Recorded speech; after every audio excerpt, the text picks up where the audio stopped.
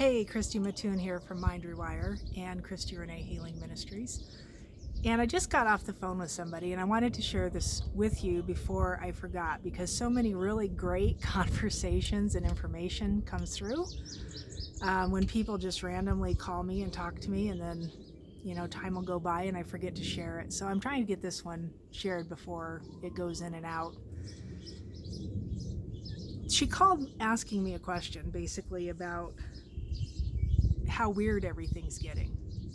So we know that we are in a new period of time and things are shifting, and we hear people say we have to go through this time of darkness before we get into a time of light, and that we're shifting from I think it's called the Kali Yuga, into a golden age kind of thing, and it's another yuga, but it's a higher vibrational kind of experience is what it's supposed to be. And so we hear all these things, right? And there's conflicting information, right? This is about to get horrible and the world's about to end. And depending on who you talk to, that is just what it is, or it's about to get kind of rough. But if you're already riding in a higher state of consciousness, you're going to see it differently, and it's going to feel differently, and it's going to get better and better and better. So, however you look at it, whatever it was or whatever it is going to be, her question was about fear and why, when her body is going through these cycles of interesting feelings, and what she had said was she felt like she had gotten sucked into a portal kind of idea and was just falling through this tunnel and couldn't seem to stop it or get out. But she went immediately to fear instead of curiosity. Think about that for a second. And I related a story back to her that had just happened to me recently, where I was walking down a street, back road here in our hometown, and it literally felt like pixels were flying off my body and flying off of things from around me, like things were just coming apart. And instead of going into fear, I went into curiosity, and I was like, okay, what is it? Bring it. Like, show me more of this. What is this? And I just got super curious about it, and I walked into it instead of running in fear from it. Now, there's probably a time when you should run, but I would never run in fear, because fear is what takes you down kind of those side roads, right? Those different roads where we tend to get stuck and you can't figure things out. If you run, hi Henny Penny, if you run down the road, can you see Henny Penny? There's my Henny Penny. Don't eat my pepper plants. If you run down the road in curiosity instead of fear, it just turns into an interesting experience, right? So you get to experience things differently.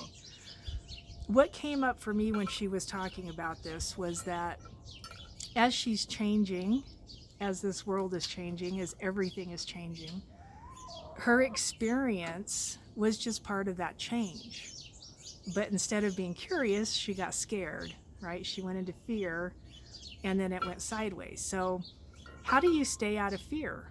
How do you quit going down those roads? Now, for a long time, it has been taught that you can take apart the neuroplastic, which you can, to fear, to given subjects, to certain things. Brain coherence will do that, right? The idea of a whole brain state will do that. You can use different avenues with heart coherence that will aid you in the same way. But as you're gaining consciousness, you will become aware at some point that taking things apart or just throwing it away or getting rid of it, right? All the protocols we've been taught, all of the different wonderful protocols of the old age will not work in this age. They'll still work. Let me change the way I said that. They'll still work, but they won't get you to where you want to go. They're going to solve your issues, but they're not going to take you into a higher consciousness. They just won't, right? Because the game never has been about getting rid of stuff, although that worked in the Dark Ages. It worked in the Kali Yuga. It will not work in this age we're coming into, that we are into. It's literally a game at this point of becoming conscious enough of whatever's going on around you and the ability to focus on it and just observe it. Just let it be whatever it is, because in your observance, what will happen is you'll find that your perception of that thing changes. It won't be the same. So her question, of course, then was, how do you do that? Get in your heart space. So we're observing through the space of the heart instead of the brain. We're observing through the inner eyes of spirit instead of your physical eyes. And in doing that, your ability to just sit and observe whatever the thing is that you're having issues with changes the perception of it. It takes apart neuroplastic, alters your being, allows your inner being to emerge more. All of those wonderful things happen at the same time. So if you're struggling in what we have called in the past low-level emotions, thinking that they're bad, realize that they're not, and they're not low-level, and they're not bad. They just are. They just are part of this existence. They're part of all this thing. And when you get curious about them and you watch them, you become the observer of the observation. Yeah, we've talked about this stuff before. And you practice that observation, everything around you will just start changing. It just does. But it takes your doing. You cannot hire a practitioner to do this for you. You cannot hire a person to walk you. I mean, we can walk you through it, but we can't make you do it. You know what I'm saying? You have to get in your heart and practice the focus of being in your heart. These phones that we sit on all day long, that people sit on all day long, TVs, all of this stuff has taught you how to defocus. You don't know how to focus. How do you keep your attention in one area long enough that you can alter it just by your attention alone? And then you add your intention to it, and we have a whole nother thing going on. But it's that ability to hold your focus there. Because if you can't even hold your focus on it, right? That's the flicking and the scrolling through all this stuff that we click and scroll through. So I would encourage you to practice the practice of staying in your heart, and then just be a curious observer. Just watch. Pick an emotion. This is what I just now told her to do, was take that fear. I said, can you find it? And she was like, oh yeah, it's like, it's all over. It's right here, right now. And I was like, great, observe it.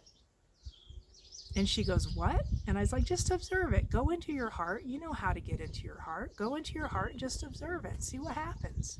Be curious about it. Just sit there and watch it. Just observe it. See what it does. And all of a sudden she's like, oh, geez. And it wasn't such a big deal. She had this whole outlying story that she kept telling herself about having to change and be this new person because of the past. All this stuff, right? Her generational stuff. And yeah, that's there. That is. What happens if you observe it? It will alter you as a person. I promise you it will. But it will take your persistence in focusing your awareness on that thing in a quiet observation. Don't try and change it. Don't do anything with it. Just watch it and see what happens. It might come back. It might not. It's interesting. It's interesting. In this period of time, if you want true growth and you want true change, that's going to get you there the fastest. That is the quickest way to it. If you need help understanding that, we can do a session on that, and I can walk you into it and hold your hand, which is helpful. Having extra energy that gets it sitting there, it's very helpful while we're doing that. And 2 specific subjects so you can feel it, because once you know it, you can't unknow it, right? This is the truth about truth. Once you know something that's true, that's truth, you can't unknow it. If you're wondering if it's truth, it's probably got an edge of something that's not true to it, right? Because true truth, it reveals itself, and you can't unknow it once you see it, once you get it. All right. That's my word for today. I got nothing else. I hope this blesses you. If it does, please like, share, and subscribe. If you want a session with me, I'll have the Calendly link below that you can grab a session. And you can always just write me an email and we can chat for a second and see if a session is right for you. That's always a good idea too, because sometimes it's not. In the meantime, enjoy this beautiful day. You can enjoy my beautiful flowers. I don't know if you can see them. My whole porch is covered in flowers right now. Flowers and birds and chickens and my doggy back there. All right. Bless you. Love you. Take care. We'll talk soon.